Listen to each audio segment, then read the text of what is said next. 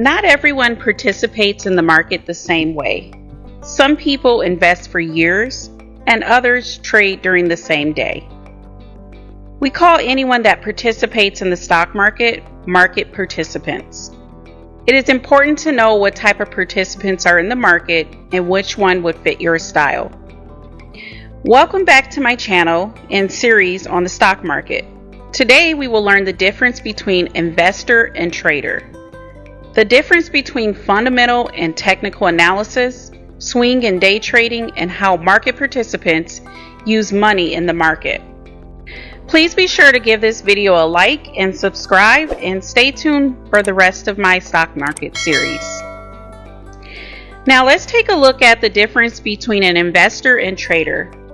Now, after understanding the difference, try to think about what type of market participant you would like to be. Personally, I use both. So an investor is looking for long-term growth. This can be anywhere from a year to a lifetime, as a lot of investors use their investments for retirement and future expenses. Investing at a younger age makes it a lot easier to afford things when you become a little bit older. Now, investors believe in companies' growth. Think about what Tesla and Apple price was 3 years ago. Now, leaving your shares to grow over time without selling will help your portfolio grow. Investors also make slow decisions. Investing is not about just get rich quick. It's a steady, slow growth over time. They use fundamentals, and that matters more than technical analysis. An example of this is not investing in things like penny stocks or stocks that we call today meme stocks. Those types of stocks are better for day trading. So an investor would fit the profile of someone that's looking for retirement, someone that's looking to invest in index funds, or long-term stock ownership versus day trading every day. Now let's look at trading, in which this is what my series is primarily focusing on. Traders make quick short-term decisions, but remember, this way is much riskier as you have a higher likelihood of losing money quickly. Now, I have lost a lot of money over the years, but I continue to learn risk management, and it's better to lose a small amount than a large amount or lose your entire account. Day traders and even swing traders, they're focused on price movement. They are not looking for where the price will be in a year or a lifetime. Traders are looking to benefit from quick movements and to get in and out of a trade. Now, when you're doing technical analysis, you're looking at a chart pattern, volume, the auction process, and movement. You can check out my previous video on volume to understand why volume correlates to quick movements and why it matters to day traders. Traders also look for volatility, which is very important because traders are looking to get in and out of trades within the session. If movements are slow or trading a stock that doesn't move much, that does not benefit day traders. So investors focus more on value and traders focus more on movement. So that's the difference between being an investor and a trader. Now let's move on to technical and fundamental analysis. Fundamental analysis focuses on earnings. So each publicly traded company report their earnings quarterly. This report shows the growth of the company and the revenue. Revenue is just the amount they earn. Fundamental analysis reports on news, the ins and outs of the company, including new product lines and more. Just think about the company Apple and how many phones they came out with. That helps their fundamental analysis. Basically, fundamental analysis gives an in-depth view of the company, economy, and financial growth. So moving on to technical analysis, as we have discussed in previous videos, technical analysis is understanding chart behaviors, trends, the volume, support and resistance, and price action. History usually repeats with charts, including patterns or areas where price rejects or bounce. So technical analysis helps traders make disciplined predictions based off volume and price. and that helps them predict their next move. I want you to be aware that if you do not have a plan or you have not done technical analysis and you're not disciplined in your trades, that will be considered gambling. So it's always important to have a plan before trading. And in that plan, it should include where you enter a trade as well as exit a trade. A lot of beginner traders ask experienced traders where should they enter and exit. But that just means that they're not prepared and they have not learned enough information in order to make a viable trade. Now, many traders actually use both. They use technical and fundamental analysis. Using both just adds to the value of the trade that they're trying to enter. And it also is it's not a bad idea to use fundamental and technical analysis if you're going to be a swing trader. Please be sure to like and subscribe and comment a question that you may have about trading. Now let's take a look at swing trading versus day trading. Swing traders means holding for days or weeks, and you're looking for larger moves. So you're looking on a larger time frame such as a 4-hour or a daily chart. It's also slower pace and less risky. Now, I want you to keep in mind that investing and trading are very risky, but using swing trading, you may be able to get out of your position or give it some time before you go into profit or lose your funds. Now, let's go ahead and talk about day trading. Since this series primarily focuses on day trading, let's give this a little bit more thought. So, day trading can be very difficult. I want you to know that, and it's very risky. Day trading is opening and closing a trade on the same day or within the same session. So a day trader has to be able to make quick decisions, and they're looking at intraday charts. They may use the 30-minute or 1-hour chart. They may also use the 15-minute chart or the 5-minute chart.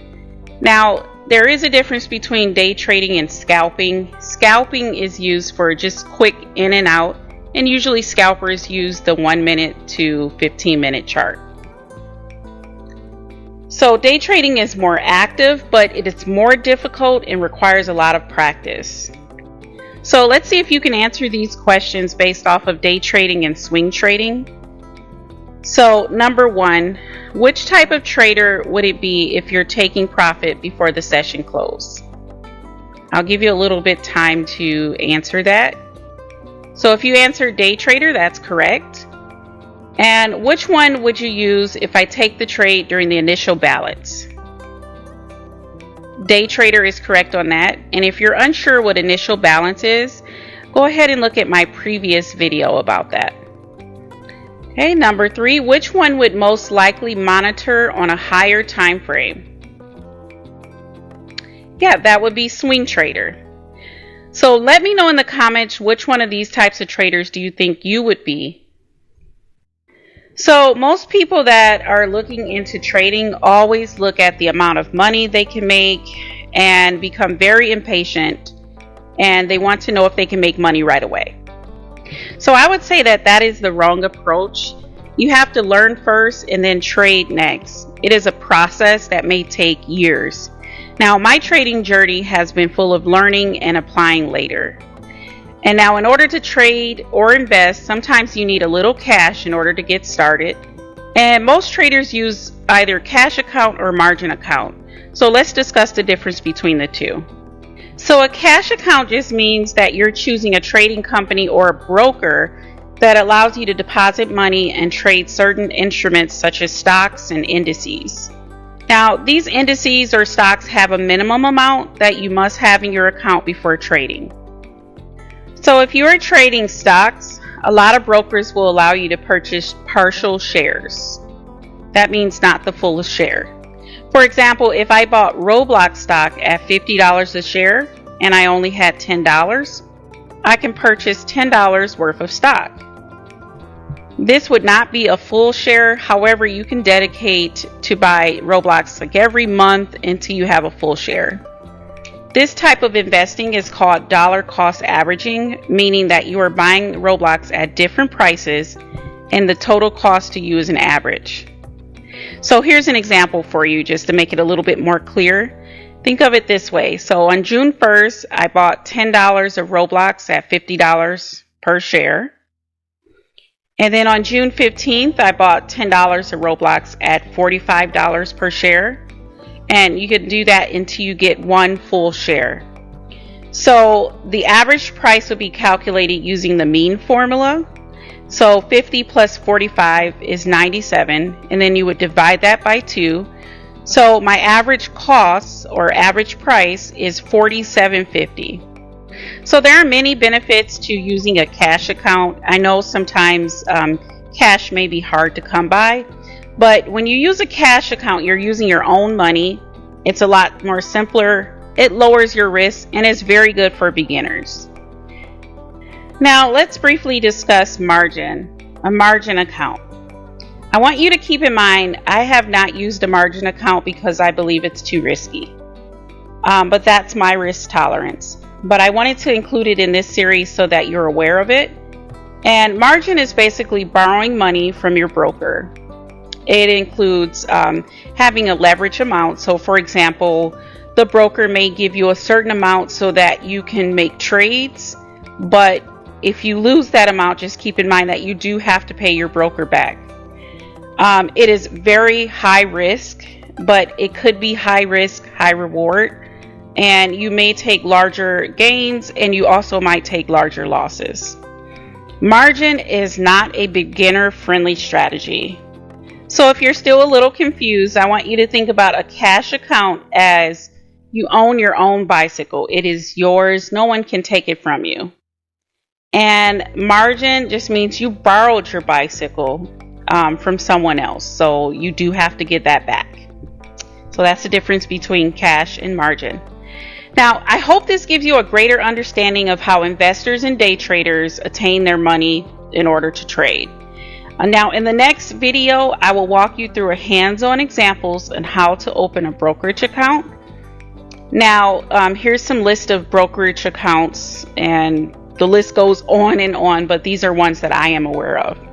Now, if you are just a kid, you need to get permission from your parent or another adult to open a brokerage account. If you just want to learn the skill, I will research a few paper accounts for you. You can use TradingView to practice your skills, and you can practice finding support and resistance, understanding breakouts, and looking at volume.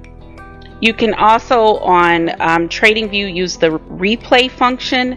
Now, I believe that is only available on a paid account so that it will replay how the stock market did for a certain stock or for certain indices. If this is your first time watching, check out my previous videos in the series. The goal is not to rush into trading. The goal is to understand how the markets work first, and then we will trade later. I want to thank you for watching and see you on the next video.